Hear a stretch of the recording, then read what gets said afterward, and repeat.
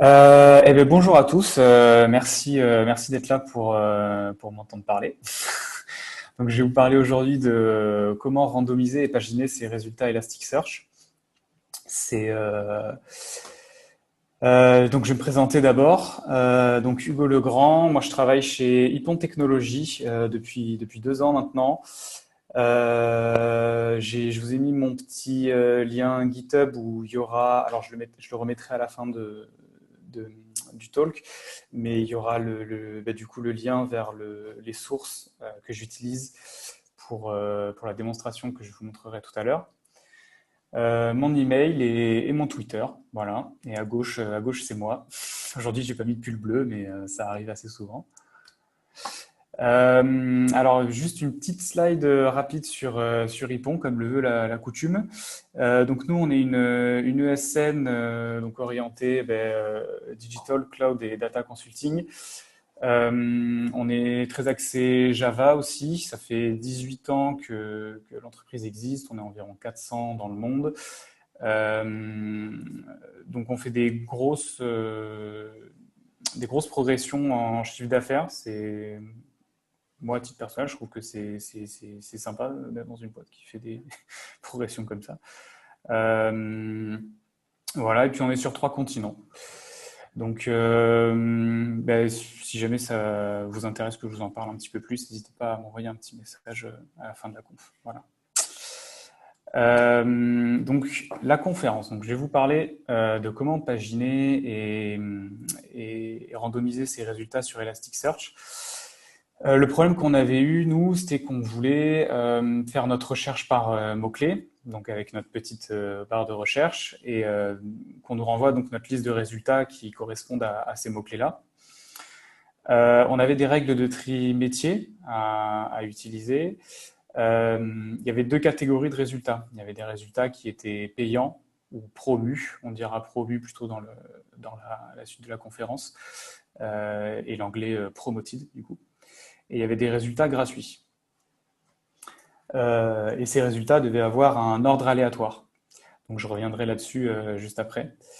Et une autre contrainte qu'on avait, c'était qu'il fallait paginer ces résultats-là parce que voilà, on n'est pas des cochons. Donc comment ça marche en fait? On voulait avoir 2 blocs de résultats dans nos recherches. À droite, ça correspond bien à ce qu'on voulait avoir, c'est-à-dire pour une page, la page 1 par exemple, si on va traiter des animaux, on va avoir ici les animaux qui sont promus et qui sont en jaune, et les animaux pas promus, les animaux gratuits, on va dire, qui sont en gris ici. Donc on veut toujours que les animaux qui soient promus arrivent en premier dans la liste, et ensuite, ce sont les animaux gratuits qui arriveront dans la liste. Par contre, le problème qui se posait, c'est que, bon là c'est des animaux, donc ça ne veut pas forcément dire grand-chose, mais admettons, euh, si c'est des animaux qu'on référence, euh, on ne veut pas forcément que ce soit toujours les mêmes animaux qui arrivent en premier dans la liste quand on fait notre recherche. On veut que ce soit toujours les payants qui arrivent avant les gratuits, mais parmi les payants, on aimerait bien les mélanger entre eux, et parmi les gratuits, on aimerait bien les mélanger entre eux aussi. Voilà, donc c'est un petit peu le problème qu'on avait eu. Du coup, paginer de l'aléatoire, ça paraît un petit peu bizarre comme ça, surtout quand on commence à creuser un peu le sujet. En fait, qu'est-ce qui va se passer? On va faire notre requête pour la page 1, par exemple. Donc, on va avoir notre set de résultats. Ce set de résultats-là, on va le mélanger et on va prendre notre page 1. Ça va être les 20 premiers éléments. OK. Maintenant, on fait notre requête pour la page 2. Qu'est-ce qui va se passer? En fait, on va faire exactement la même chose. On va avoir notre set de résultats, on va mélanger le set et on va cette fois-ci renvoyer la page 2, les 20 éléments suivants. 20 éléments suivants, pardon. Et là, en fait, ça va poser des problèmes. Alors là, j'ai mis une petite image à droite. C'était un petit peu, je trouvais, un petit peu comme ce qu'on avait au lycée dans les cours de probabilité. C'est un petit peu le triage avec remise dans une urne, quoi. On n'enlève pas les résultats, on les laisse, quoi. Donc je vais expliquer un petit peu plus d'une autre façon. Là, par exemple, si on a tous ces résultats-là, on a 6 résultats, le résultat A, B, C, D, E, F en fait. Là, on les a mélangés, on les a dans un ordre complètement différent. Et on va prendre notre page 1. La page 1, c'est E et B, c'est les résultats qui sont en rouge. Donc notre page 1, c'est ça. Euh, pour que la pagination soit efficace, en fait, on voudrait récupérer en page 2 les éléments D et A, et en page 3, les éléments F et C. Sauf que ce qui risque d'arriver, c'est d'avoir ça, en fait. D'avoir notre même set de résultats, de le remélanger et d'avoir un ordre qui est totalement différent, complètement perdre l'ordre qu'on avait établi pour la page 1, et donc pour notre page 2, avoir F et E, et donc du coup retomber sur des résultats qu'on a déjà eu en page 1, ici notamment l'élément E. Donc c'est ça en fait la petite subtilité qu'il y a quand on veut paginer des résultats qui sont aléatoires. Et donc nous, sur notre use case ici, qu'est-ce qui se passerait? En fait, sur tous les éléments payants qui sont en jaune ici, on a la page 1 à gauche et la page 2 à droite. On pourrait retrouver des éléments qu'on a en page 2 qu'on a déjà vu en page 1. C'est les éléments qui sont en couleur, donc on a l'animal A, l'animal K et l'animal G. Voilà, avec ce que j'ai expliqué à la slide d'avant, c'est ce qui se passe ici, quoi. Voilà, donc nous, ce qu'on a besoin d'avoir, c'est une liste de résultats immuables au premier appel de la page et qu'on garde cette liste de résultats pour les différentes requêtes de pages successives. Donc, petit aparté, c'est important de parler de la fonction de randomisation en Java. Donc, je vais vous la lire, comme ça vous n'avez pas besoin de la lire. Donc la fonction de randomisation en Java peut prendre en paramètre un nombre appelé seed. Ça servira de graine à la génération de la série de nombres pseudo-aléatoires. Et à chaque fois donc qu'on appellera la fonction next, un nouveau nombre issu de cette série sera renvoyé. Ça implique aussi que si on utilise la même seed, alors on aura la même série de nombres pseudo-aléatoires. Et donc du coup, la fonction random, elle devient déterministe. Merci Jamie. Et donc, comment on va faire pour paginer de l'aléatoire? Ce qu'on va faire, donc nous, là, pour la démo, j'ai pris un front en Angular. Notre front, il va générer une seed aléatoirement. Cette seed-là, il va la passer à notre back en Java. Notre back, il va récupérer la seed. Il va construire un script painless. Donc ça, j'en parlerai après de ce script-là. Et ensuite, il va lancer le calcul sur Elasticsearch. Donc sur Elastic, hop, je voulais montrer quand même l'index en fait qu'on utilise. Donc là, c'est l'index animal du coup. On a pris la libellule. Qu'est-ce qu'on a en fait? On a juste un nom et un booléen qui est promoted. Voilà. Donc promoted true, c'est que l'animal est payant, donc il va apparaître en premier, sinon il sera gris entre guillemets comme ce qu'on a vu avant et il apparaîtra en dernier. Voilà, donc ensuite Elastic qui renvoie son résultat à notre back et notre back renvoie la réponse au front et on va afficher les résultats. Rapidement, je montre juste comment est-ce qu'on génère notre nouvelle seed en Angular. On fait ça à l'initialisation du composant qui va montrer nos résultats. Les lignes 2 et 3, bon, c'est un peu 2 et 3, 4, c'est des spécificités un petit peu Angular, quoi. En gros, on va récupérer notre seed depuis les query params de l'URL. S'il n'y en a pas, si elle n'existe pas au final, s'il n'y en a pas dans l'URL, on va la créer, on va faire un mat random qu'on va mettre en string base 36 et on va y concaténer le timestamp pareil en base 36. Alors, il y a sûrement d'autres façons de générer des nombres random. Moi, j'avais trouvé ça, je me suis dit pourquoi pas. Ça paraissait bien. Et voilà. Et du coup, le script painless. Alors ça, c'est intéressant en fait. Painless, c'est un langage, tu me coupes, hein, David, si je dis des bêtises sur Painless, hein. Ça C'est un, m'étonnerait que je te coupe, vu ma connaissance du langage. c'est un langage qui a été créé par Elastic. Et en fait, enfin, ça ressemble comme deux gouttes d'eau à du Java. Pour l'instant, j'ai pas trop trouvé de différence avec le Java. Donc, la montée en compétences est plutôt simple. Et qu'est-ce qu'on y fait ici, en fait, pour faire notre tri? En fait, on va lui passer ce script. Je vais expliquer tout à l'heure, en fait, les 8 lignes de script. On va lui passer ce script et Elastic, du coup, pour chaque résultat qui va être retourné de notre recherche par mots-clés, il va appliquer ce script. Ça va sortir un score pour chaque résultat. Et ensuite, ça permettra à Elastic de trier, selon les scores, notre liste de résultats. Ensuite, on renvoie cette liste à notre back en Java et roule je laisse. Donc ce script, qu'est-ce qu'il fait en fait? Il définit un score qui est un double, parce que les scores, c'est des doubles. Alors, on prend la valeur absolue, tout simplement parce que le next int du random renvoie un entier, qui peut être négatif. Et donc, on initialise notre générateur de nombres pseudo-aléatoires en faisant le new random. Et on lui passe en ligne 3, là, notre seed. Cette seed-là, en fait, on a params.seed, qui est le seed qu'on a généré tout à l'heure dans le front. Et on y ajoute quoi? On y ajoute l'ID de notre document. En fait, l'ID ne change pas. C'est toujours le même. Donc ici, la seule chose qui peut faire changer notre générateur de nombres pseudo-aléatoires, c'est le seed. Du coup, si le seed ne change pas entre deux pages, eh bien on arrivera toujours à avoir le même nombre.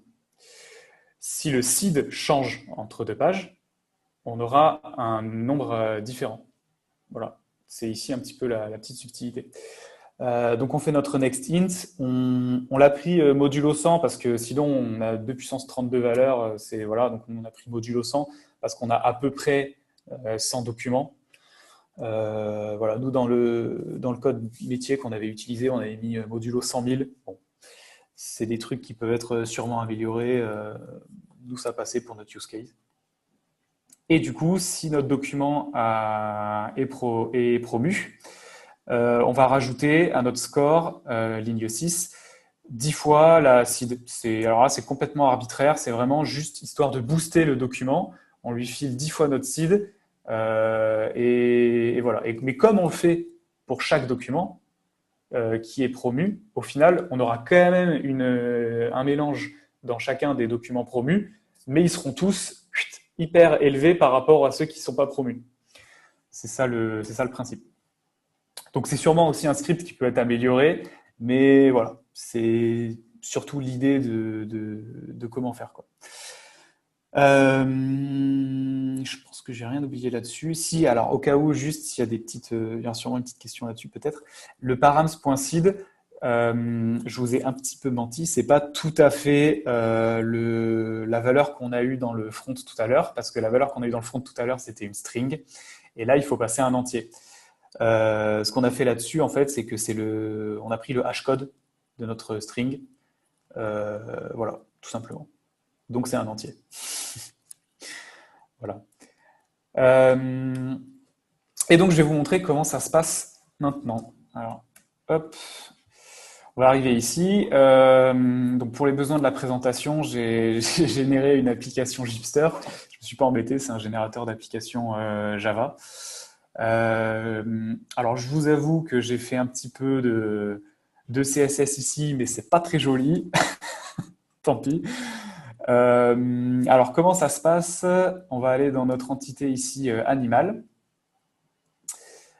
Hop. Et donc ici, j'ai fait en fait des petites pages de 9 éléments pour qu'on voit bien, parce que j'ai seulement 164 animaux. Déjà, c'était compliqué de mettre 164 animaux, je vous cache pas. Donc des pages de 9, ce sera très bien. Donc voilà, il y a des animaux ici. Euh, J'espère que vous voyez bien à l'écran, mais on a en haut à droite des petits boutons où il y a des étoiles jaunes ici qui sont remplies et d'autres étoiles jaunes qui ne sont pas remplies. Donc ceux qui sont remplis, c'est les éléments qui ont été promus. Voilà. Et ici, on a notre petite recherche. Donc ce qu'on va faire, c'est qu'on va chercher juste la lettre L, ça suffira parce que sinon on n'aura pas assez de résultats. Et on va tomber sur voilà, des résultats ici. On a 2 pages, on a 16 items. Donc ici, on nous affiche les 9 premiers. Les 1, 2, 3, 4, 5 premiers éléments de punaise des lits jusqu'à lézard, c'est des éléments qui ont été promus. Et on peut voir en rouge ici le score de ces éléments-là, le score que notre script Painless a pu attribuer à, enfin Elastic, via le script Painless, a pu attribuer à nos résultats. Donc Libellule, il est à 1 885 273, alors que Raton Laveur, il est à 171 456. Donc c'est des scores qui sont complètement voilà quoi, parce qu'on a le site qui vient dedans, c'est des trucs qui sont complètement aléatoires. Mais bon, on arrive à avoir une liste de résultats qui est mélangée en fait. Et donc petit exercice mental, on va essayer de se souvenir un petit peu des 9 éléments qui sont là. Et normalement, quand je vais cliquer sur la page 2, on n'est pas censé en voir un autre. Suspense, parce que si on en voit un autre, ça va mal se passer.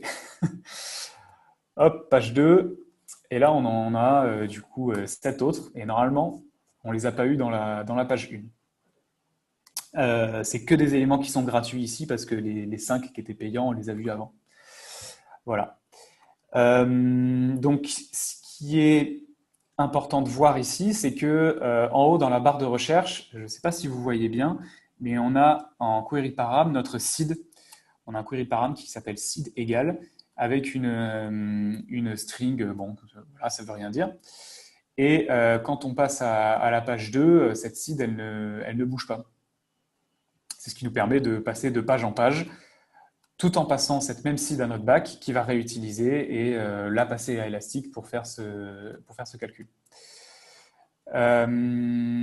Et du coup, maintenant, si je reviens et que je réouvre mon composant, que je refais ma recherche en L, là, j'ai une nouvelle seed qui a été générée et un nouvel ordre sur les éléments-là. Alors, je me souviens plus ce qu'il y avait avant, mais bon, je vais le refaire parce que je me souviens plus ce qu'il y avait avant. Mais ici, on a punaise des lits et lézard en dernier, sur 4 éléments. Lapin, ok. Punaise des lits, lézard, lapin. Hop. Voilà. Donc là, on a punaise des lits, lézard, libellule, lapin, lama. Donc on a vraiment un autre ordre toujours parmi les promus, et un autre ordre parmi les gratuits. On peut passer à la page 2 et voilà, on a toujours cette chose-là.